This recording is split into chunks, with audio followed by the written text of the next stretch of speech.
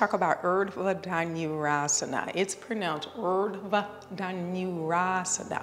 It has 13 vinyasas, and the Drishti is the nose, Nasagrai Drishti. So Urdhva Danurasana comes right after the last asana in the primary series, which is Sapta Inhale-jump. Now, we didn't go over Sapta Inhale-jump because we just went to half primary series, which was Navasana.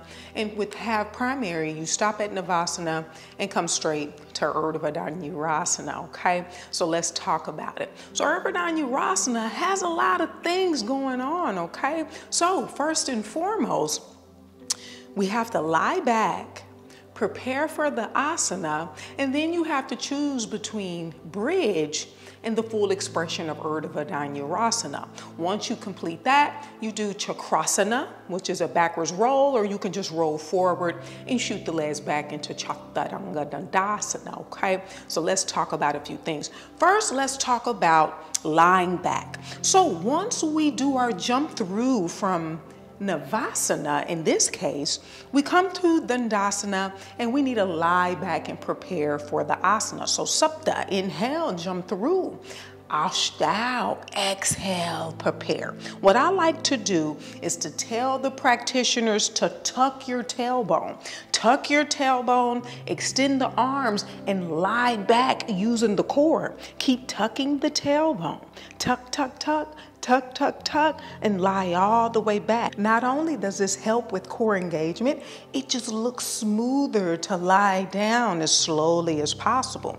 And once we get here, Astau Exhale, prepare. So let's start with the feet. Plant the feet on the mat.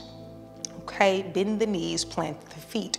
You want the heels slightly outside of the hips, okay? So just heel toe the foot, just a ski taste on the outside of the hips, okay? Once you do that, I want you to draw the heels as close as you can to where you can tickle the back of the heels with your fingertips.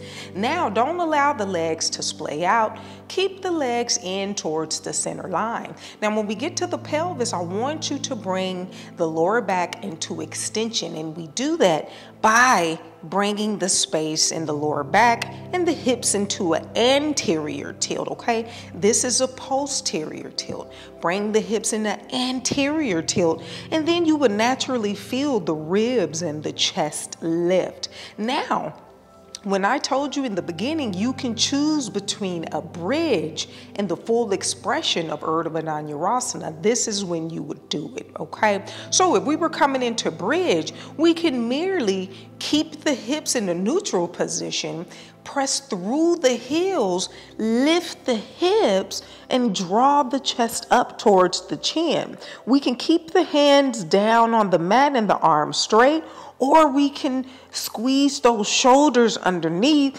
interlace the fingers, which I like to do to draw the chest up towards the chin. And you can even press through the heels and squeeze the glutes slightly here to work on glute engagement, okay? There's nothing wrong with a little glute engagement. My glutes are a little saggy, so there's nothing wrong with a little bit of a bridge, okay? So from here, this could be our back bend. This could be our Urdhva Danurasana. If this feels good, then you can move on to Urdhva Danurasana. But if this is challenging, I would definitely stay here. So let's go through Urdhva Danurasana. So with the feet already planted, we brought that lower back into extension by bringing the hips into an anterior tilt. Lift the chest, lift the ribs. Now plant the palms, and you want the palms planted with the fingers facing the shoulders. Now again, don't allow the elbows to splay out to the side. Draw the elbows in and then draw them back, because that's going to help us as we lift. Okay, so when we lift, Nava Inhale, lift, come to the crown of the head. And from here, you can adjust your hands, okay, into the position that's comfortable for you. Once you plant the palms, draw those elbows in and then press through the heels, press through the palms and lift. And this is our first lift. Don't force anything. It's the first one. So stay here, press through the heels, send the chest forward. Stay here 5 breaths. And then exhale, bring the crown of the head back down to the mat. Walk the hands in. And then we can plant the palms, press through the palms and lift again for our second iteration. Okay, micro movements here. 5 breaths. Lower down to the crown of the head. I like to lift my heels here to walk my hands in a little more because I have really tight shoulders.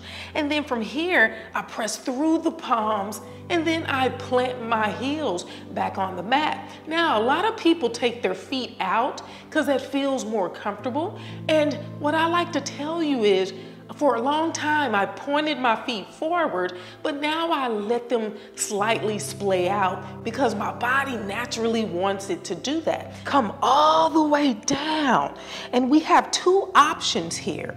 First option, we can just roll forward and then step it back into Chaturanga Dandasana, or we can perform Chakrasana. You probably want to learn Chakrasana in person with a teacher, okay? Me showing you right here isn't really beneficial. So we can plant the palms just like we would if we were in Urdhva Dhanurasana. Okay, again, if you have any type of neck issues, spine issues, I definitely would not do this. Use momentum from the legs, press through the palms, and then walk myself back to the top of the mat, okay?